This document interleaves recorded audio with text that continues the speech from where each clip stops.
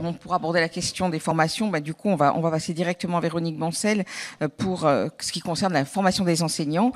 Est-ce que déjà, il existe des formations spécifiques sur le trouble développemental de la coordination? Et si oui, quels acteurs les sollicitent sur votre territoire, en tout cas sur l'académie? Oui, alors, moi, je suis prof. Je viens vraiment du terrain. Ça fait 30 ans que j'enseigne. J'ai commencé dans le second degré en tant que prof d'anglais. Et aujourd'hui, donc, j'enseigne à l'INSPE de Lorraine, non seulement dans le domaine de l'anglais, mais aussi des troubles d'apprentissage. Donc, au niveau de la formation initiale des enseignants, aujourd'hui, les enseignants qui préparent le master MEF, métier d'éducation et de l'enseignement, dans le premier degré, reçoivent très peu d'informations sur les troubles d'apprentissage en général. Pour vous donner un exemple très concret, dans le Master MEF en Lorraine, sur 800 heures que comptent les plans de formation de M1 et de M2, on a une quarantaine d'heures dédiées d'une manière générale à la différenciation pédagogique et à la prise en compte des besoins éducatifs particuliers. Rien ne précise que l'on doit parler des troubles d'apprentissage, ni bien évidemment de la dyspraxie en particulier. Alors moi je le fais, parce que je connais ce trouble, parce que j'y suis aussi très sensibilisée, étant aussi maman. Alors c'est peut-être aussi ça qui pose un peu un regard différent.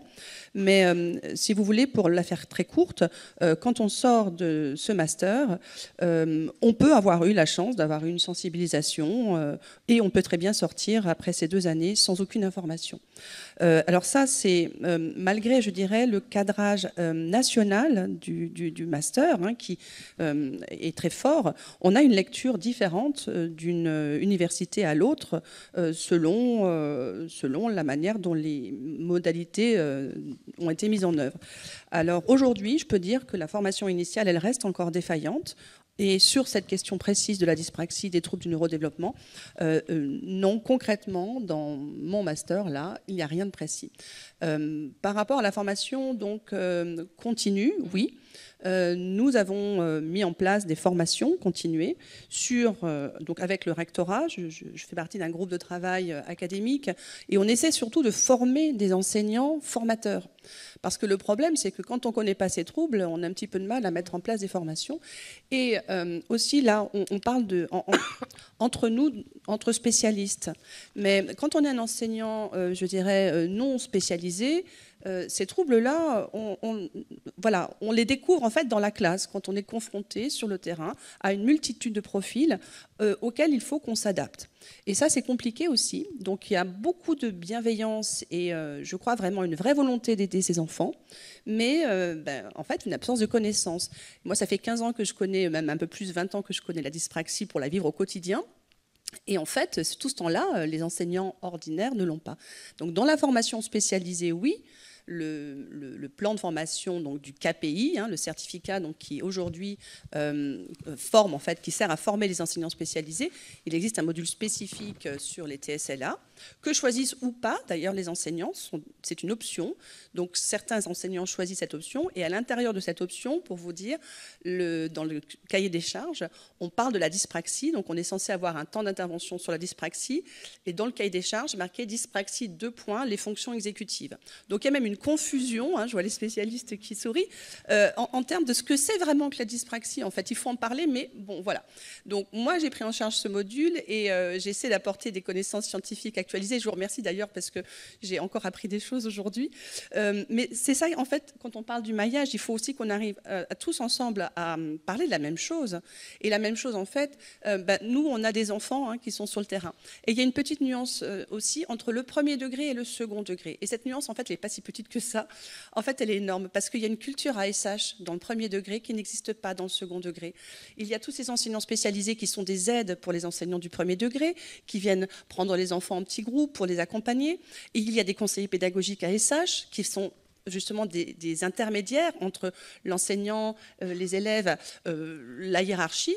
Dans le second degré, les enseignants, ils sont tout seuls face à leurs difficultés.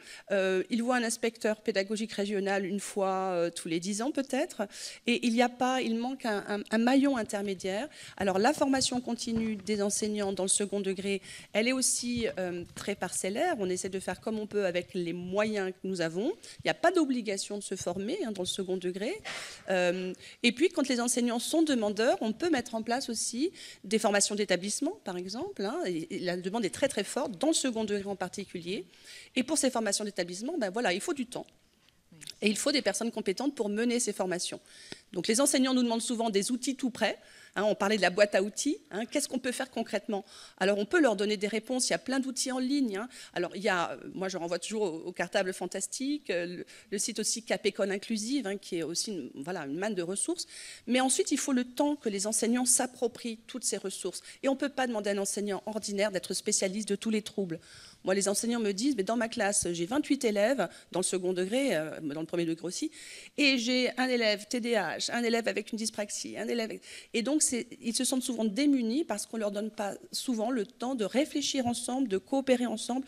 Quand j'entends aussi que dans les centres référents, on prend le mardi après-midi 3 heures pour parler de tous ces élèves qui ont des besoins, on rêverait de pouvoir mettre ça en place dans l'éducation nationale. En gros, on parle des élèves 2 fois, pendant le conseil de classe et au cours de l'ESS. Et on n'a pas le temps. C'est toujours un problème de coordination, de co-construction. Voilà, exactement. Ouais. Oui. Pour le second degré, souvent les partenaires ne prennent pas conscience d'une chose. Un professeur du second degré, selon la discipline qu'il enseigne, voit chaque semaine entre 120 et 400 élèves.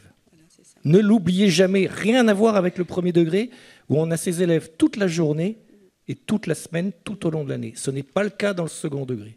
Et donc, demander un effort d'adaptation et de personnalisation pour chaque cas particulier dans le second degré, compte tenu des contraintes de la forme scolaire en place et qui n'est pas prête d'évoluer, j'aime autant vous dire que c'est un défi redoutable. Oui, néanmoins, au moment où les étudiants futurs professeurs et enseignants s'engagent dans la profession, est-ce qu'ils ont vraiment conscience que la pédagogie différenciée fera partie intégrante de leur mission? Quelquefois, on n'a pas forcément le sentiment que ce soit le cas. Alors, lorsqu'ils viennent dans ce master MEF, par exemple, ils ont tous envie d'être enseignants, très motivés. Et puis, bien souvent, quand ils vont en stage pour la première fois sur le terrain et qu'on leur confie une classe, ils reviennent à l'INSPE et nous disent « Aïe, au secours, c'est pas trop ce que j'avais imaginé ». Parce qu'on imagine faire son cours pour des élèves qui apprennent bien. Et en fait, quand ils reviennent nous voir, ils nous disent « Oh là là, bon, alors, moi, j'en ai un qui est dyspraxique. C'est quoi la dyspraxie? Vite fait. Non, ça peut pas être vite fait. » Donc, on sent que aujourd'hui, même s'ils savent que le métier a évolué, parce que dans le référentiel des compétences, on a la compétence s'adapter à la diversité des élèves.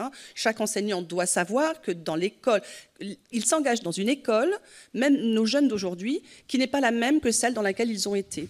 Et cette évolution, elle est très rapide, donc on essaye de les sensibiliser justement à cette réalité du terrain. Donc, les enseignants qui sont en train de se former là trouvent que c'est pas très très simple. Ceux qui ont aussi réussi leur concours et sont en classe sur le terrain, bien souvent sont aussi démunis. On assiste malheureusement à un grand nombre de démissions de la part des jeunes enseignants. Et ça c'est quelque chose moi qui m'interroge en tant que formatrice parce que en fait c'est difficile, c'est très compliqué de pouvoir faire ce qu'on a envie de faire avec le manque de moyens, de support, les parents qui sont en souffrance et bien souvent l'enseignant il se retrouve le premier face au feu, si je peux me permettre. Il est là face aux parents qui sont en difficulté et qui viennent leur demander de l'aide, face aux élèves qui sont aussi en difficulté et face à leur propre interrogation sur comment je vais faire pour que ça puisse s'améliorer. Mais il faut remonter leurs difficultés. Alors, il faut remonter leurs difficultés régulièrement, effectivement. Voilà, Et ils sont très demandeurs de formation, d'aide, mais à quel moment le fait-on sur son temps libre, bien souvent. Moi, je vis aussi avec un enseignant qui passe tous ses week-ends à travailler, à préparer des cours adaptés, bien que ça fasse 35 ans qu'il enseigne. Donc on a un investissement nécessaire qui n'est pas toujours reconnu. Et puis parfois, on tombe à côté et ça ne marche pas. Et on ne sait pas trop comment faire pour que ça fonctionne. Donc sincèrement, et je sais qu'il y a plein de familles là, qui sont dans la salle, moi aussi j'en suis une, et le parcours de mon fils, il a été compliqué. Je n'ai pas réussi à l'aider moi-même.